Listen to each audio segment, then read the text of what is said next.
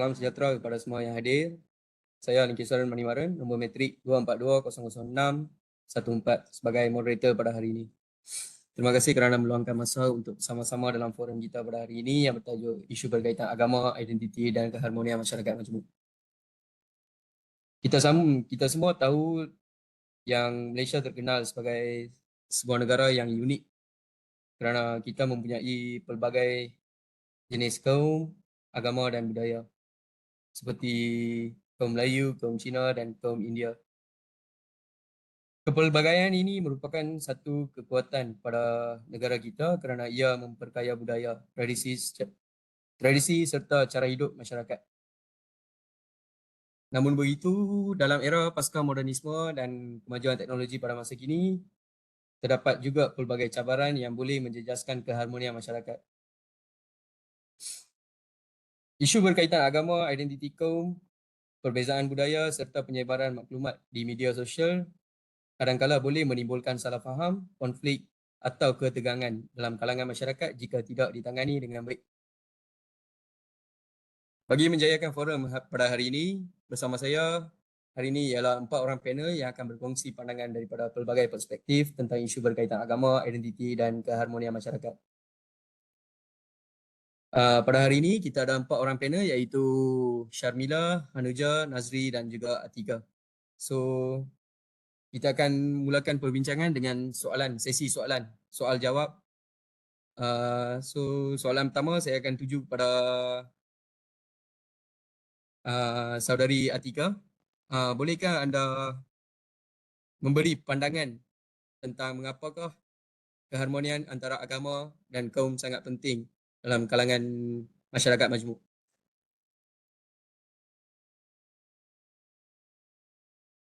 Terima kasih moderator. Pertama sekali saya memperkenalkan diri saya dulu. Nama saya Nur Atika binti Baharudin dan nombor matrik 24201098. Berbalik kepada soalan yang ditujukan oleh moderator, mengapa keharmonian antara agama dan kaum sangat penting dan mengapa kita perlu sangat untuk bukan saja menghormati tapi untuk memahami agama dan kaum lain. Pertama sekali, nilai hormat menghormati antara agama adalah pengukuh kepada perpaduan nasional. Kerana saya pasti sebenarnya setiap agama mengajarkan nilai-nilai murni yang baik. Betul tak? Seperti kasih sayang, amal kebaikan, toleransi, saling membantu dan banyak lagi. Jadi apabila kita betul-betul faham perkara ni, mustahil akan berlaku sangkaan jahat, ejekan atau penghinaan kepada agama atau bangsa lain. Dan bagi saya, inilah antara pendekatan yang paling efektif untuk memelihara keharmonian negara kita, iaitu dengan menghayati nilai-nilai murni yang telah diajarkan kepada kita dan mempraktikkan nilai-nilai murni tersebut dalam kehidupan harian kita. Yang kedua, mengapa keharmonian penting? Keharmonian penting kerana dengan keharmonianlah kita dapat hidup dalam suasana yang aman dan saling bekerjasama. Sebab apa? Sebab dengan pembangunan ini, negara dapat dijalankan dengan lebih lancar kerana rakyat dapat memberi tumpuan kepada kemajuan ekonomi, pendidikan dan kesejahteraan sosial tanpa apa-apa gangguan konflik. Namun, jika sebaliknya yang berlaku, iaitu apabila individu atau masyarakat lebih fokus kepada menyebarkan kebencian kepada kaum lain dan sebagainya, kehidupan kita sebagai rakyat Malaysia tidak akan pernah berkembang maju. Bahkan akan menyebabkan rakyat kita ketinggalan banyak peluang yang bernilai untuk memajukan kehidupan mereka. Kerana mereka lebih fokus terhadap perkara-perkara yang menyempitkan ruang pemikiran mereka. Kesannya akan terhasil generasi yang gagal yang akan memundurkan lagi prestasi ekonomi kita, pendidikan kita dan kesejahteraan negara kita. Akhir sekali, yang paling pentinglah kita kena faham keharmonian antara agama dan kaum adalah penentu kepada kestabilan dan keamanan sesebuah negara. Terutama sekali negara yang berbilang mangsa lah, macam negara kita Malaysia. Dan dalam masyarakat majmuk, setiap individu mempunyai latar belakang yang agama yang berbeza dan budaya yang berbeza. Dan perkara ni bukanlah perkara yang baru ataupun asing. Sebab kita sebagai masyarakat berbilang kaum dah hidup bersama selama berpuluh-puluhan tahun, bahkan ratusan tahun. Dan tempoh tersebut akan bertambah lagi pada masa akan datang Maka apabila masyarakat kita tidak saling memahami dan tak dapat menghormati perbezaan yang sedia ada ni, secara tak langsung akan mencetuskan konflik yang akan mengganggu keamanan negara kita dan keselamatan rakyat. Saya boleh bagi contoh yang saya pasti semua orang tahulah, semua orang uh, boleh ambil ibrah daripada situasi ini, iaitu peristiwa 13 Mei 1969. Boleh dikatakan sejarah yang paling hitam dalam Malaysia di mana ianya tercetus disebabkan kata-kata cacian yang dilontarkan terhadap identiti kaum tertentulah pada masa itu, sehingga kan banyak nyawa yang terkorban dan kerajaan terpaksa mengisytiharkan darurat pada masa tersebut. Jadi keharmonian bukan sesuatu perkara yang boleh dipandang remeh lah bagi saya, kerana kegagalan dalam memelihara keharmonian boleh membawa kepada tragedi yang memusnahkan negara dalam sekelip mata. Dan kita sebagai rakyat patut ambil ibrah daripada peristiwa ni. Elok untuk guna perkara-perkara yang sensitif dan sebagainya. Jadi dapat disimpulkanlah keharmonian antara agama dan kaum ni bukan sekadar tentang cara kita hidup bersama sahaja sebagai masyarakat. Tapi sebenarnya importnya lebih besar. Itu bagaimana kita sebagai rakyat yang bersatu padu dapat bekerjasama bagi memastikan masa depan kita terus kukuh, kekal aman dan berdaya saing. Akhir kata, marilah kita ingat bahawa keharmonian negara bukan sekadar warisan tetapi amanah yang perlu kita pikul bersama. Dan jangan biarkan perbezaan yang ada ni menjadi tembok, tapi jadikanlah ia sesuatu yang sebagai jambatan untuk kita sebagai rakyat yang berbilang bangsa untuk terus maju. Jadi saya harap perkongsian saya ini dapat sedikit sebanyak memberi pencerahan dan kesedaran tentang kenapa keharmonian antara agama dan kaum sangat penting untuk kita pelihara. Jadi setakat itu je daripada saya. Sekian, terima kasih. Terima kasih kepada saudari Atika atas perkongsian anda. Seterusnya saya ingin bertanya kepada panel kedua kita iaitu saudari Syarmila. Apakah cabaran utama berkaitan identiti yang dihadapi oleh masyarakat majmuk pada masa kini? Bolehkah anda berkongsi sedikit tentang soalan yang ditanya sekarang? Hai, selamat sejahtera. Terima kasih kepada moderator. Bagi saya, Syarmila Priya, nombor matrik 24201220. Okey. Cabaran utama berkaitan identiti dalam masyarakat majmuk ialah bagaimana kita dapat mengekalkan identiti budaya dan agama masing-masing sambil hidup secara harmoni dalam masyarakat yang pelbagai. Pada pendapat saya, kita mestilah saling menghormati budaya dan agama antara satu sama lain supaya keharmonian masyarakat dapat dikekalkan.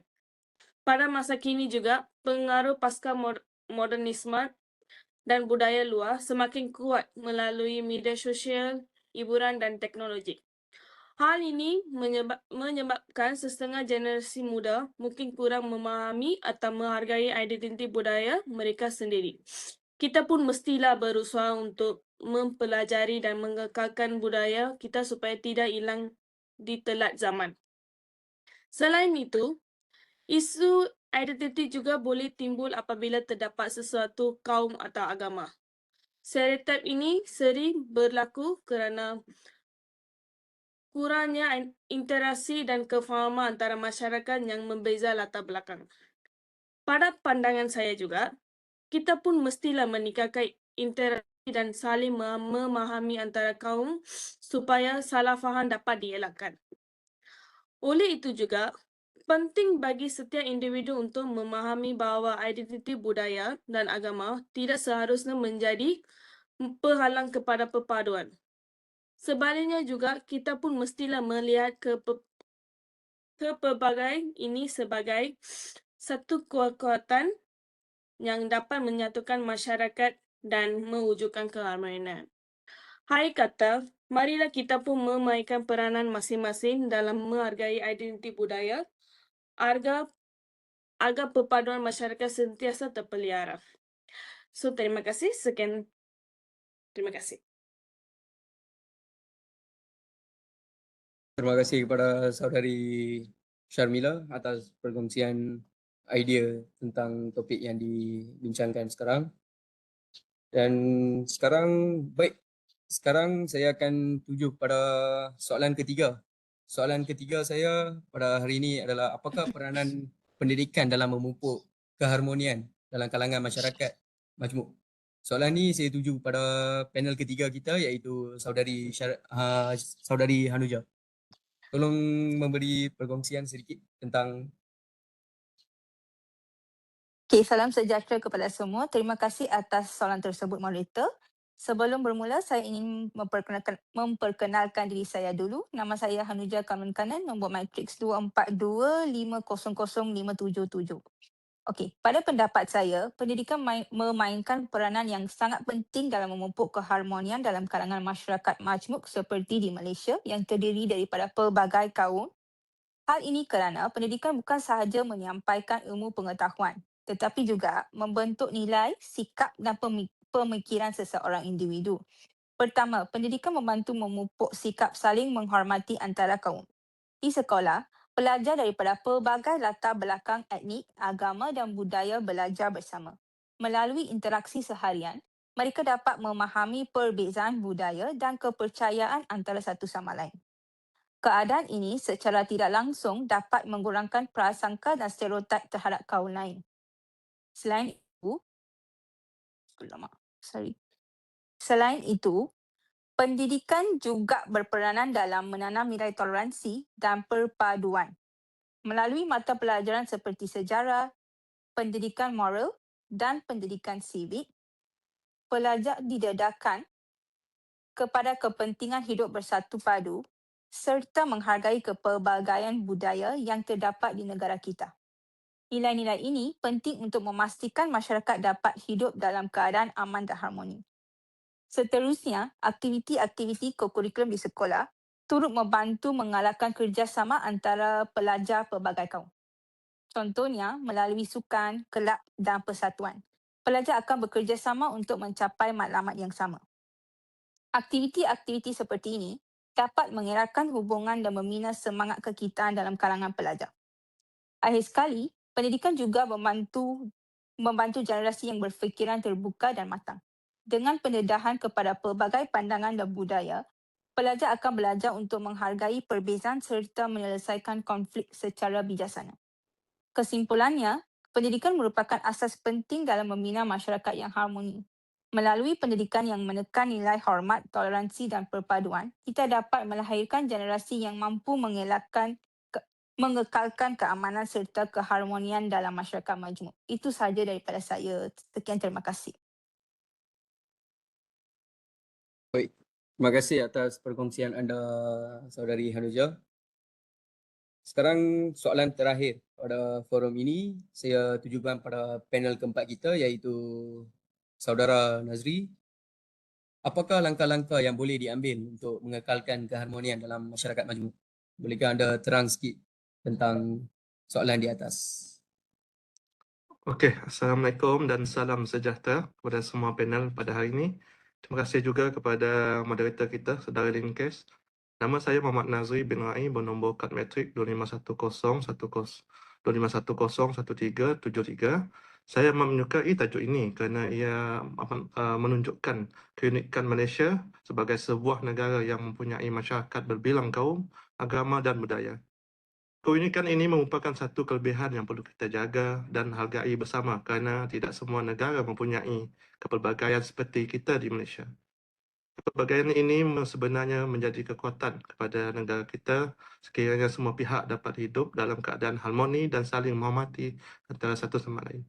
Oleh itu, bagi menjawab soalan moderator pada hari ini, terdapat beberapa langkah yang boleh kita ambil bagi memastikan keharmonian masyarakat terus terpelihara. Yang pertamanya, masyarakat perlu mengamalkan sikap saling menghormati antara agama dan budaya. Setiap individu harus memainkan atau memahami bahawa perbezaan merupakan sesuatu yang normal dalam masyarakat majmuk. Kita perlu menghormati cara hidup, adat resam, kepercayaan kaum lain. Sebagai contoh, kita boleh menghormati perayaan dan amalan keagamaan masyarakat lain serta mengelakkan daripada melakukan perkara yang boleh menyinggung perasaan mereka. Dengan adanya sikap menghormati, masyarakat dapat hidup dengan lebih aman dan harmoni. Kedua, kerajaan dan institusi pendidikan juga memainkan peranan yang sangat penting dalam memupuk semangat perpaduan. Tajuk ini pun sudah disentuh dengan lebih mendalam oleh Cik Anuja tadi. Jadi, pelbagai program boleh dilaksanakan seperti aktiviti kemasyarakatan, dialog antara agama, program perpaduan serta kempen kesedaran. Melalui program-program seperti ini, masyarakat khususnya golongan muda dapat memahami kepentingan hidup bersatu padu.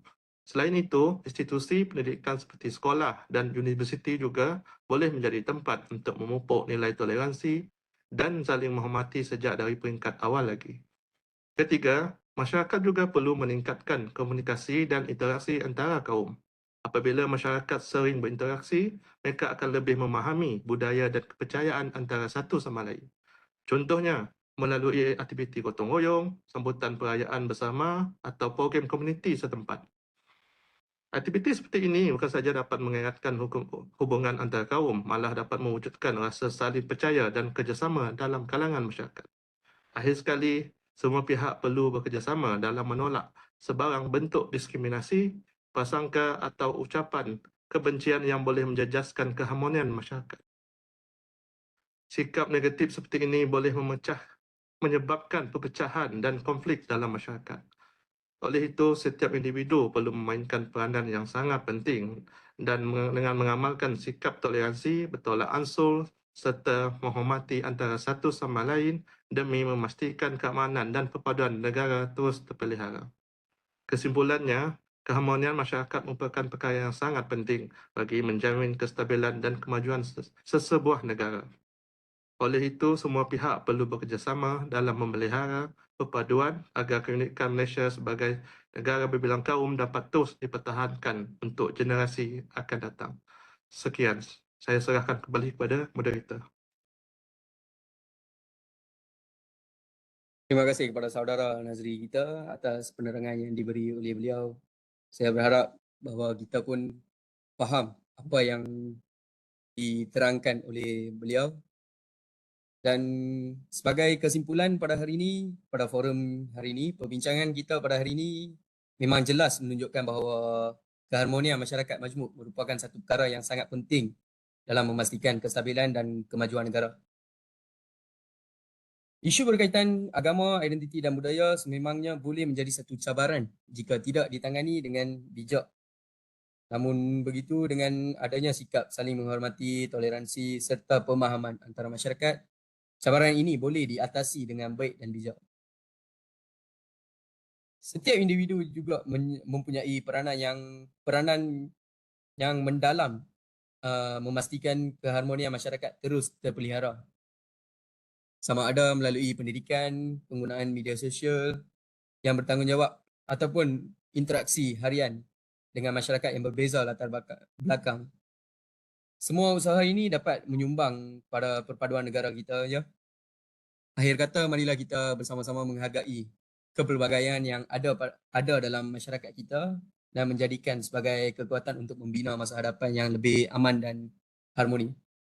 Terima kasih kepada semua panel atas perkongsian yang sangat bermanfaat serta kita berharap dan saya berharap kita dapat menghayati nilai-nilai murni dan mempraktikkan dalam kehidupan harian kita.